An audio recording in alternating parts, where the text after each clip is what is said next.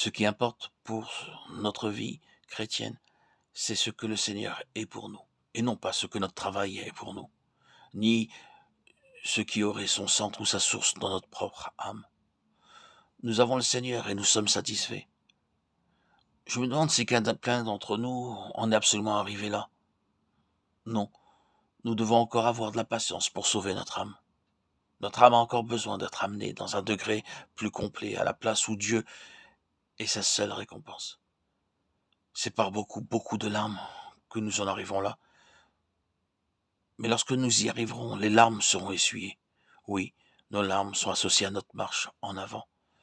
Elles ne seront plus jamais là lorsque nous serons arrivés. Une petite fille a dit à sa maman, pour que Dieu essuie toutes les larmes, il faudra qu'il ait un très grand mouchoir.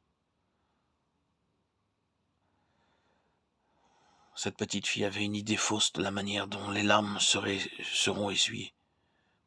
Les larmes sont liées à notre avancement et elles sont essuyées simplement en résultat de notre arrivée au but. Elles disparaissent.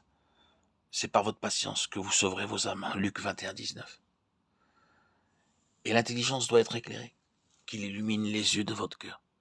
Il faut que notre intelligence soit éclairée pour que, au lieu du chemin de Caïn, qui est une marche dans l'âme, ou même dans sa dévotion à Dieu, dans sa conscience de Dieu, l'âme attire cependant tout à elle-même. Il y ait une vie vécue dans l'esprit. Caïn n'aurait pas reconnu cela. Aucune vie psychique n'admettra jamais le fait qu'elle attire tout à elle-même. C'est la chose la plus difficile pour tout le monde que d'accepter cela. Et cependant, c'est la nature de l'âme. L'esprit est juste le contraire. L'esprit est toujours tourné vers Dieu, c'est-à-dire l'esprit renouvelé. Le Seigneur Jésus a livré son âme à la mort. Il a remis son esprit à Dieu. Cela nous amène à un champ de contemplation. La vie de l'âme comme telle doit se soumettre. La vie de l'esprit doit s'élever. Pour autant que la vie de l'âme gouverne, c'est la mort. Il peut y avoir beaucoup d'émotions, beaucoup de sentiments, beaucoup de plaisirs, beaucoup d'activités.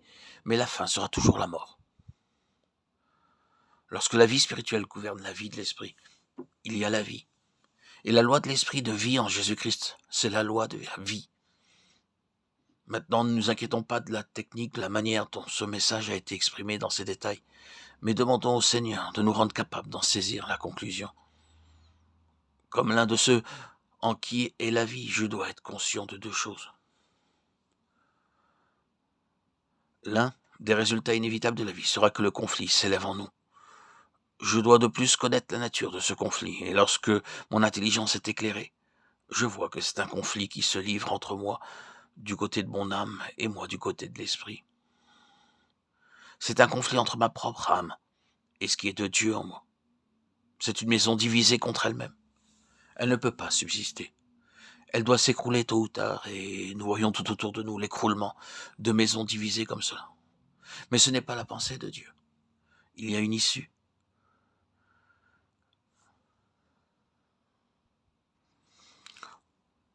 Il nous faut en reconnaître le fait et rechercher le Seigneur afin de marcher dans l'esprit, d'avoir notre vie en Dieu, et non dans les choses, et non point en nous-mêmes. Car cette vie naturelle est une vie fausse. Elle nous séduit parce qu'elle est séduite. Mais sa vie est vraie, et il est vrai. Celui qui est la vie, parce qu'il est la vie, il est aussi la lumière, parce qu'il est la lumière, il est la vie. Demandons au Seigneur de nous rendre bien claire la signification de tout cela.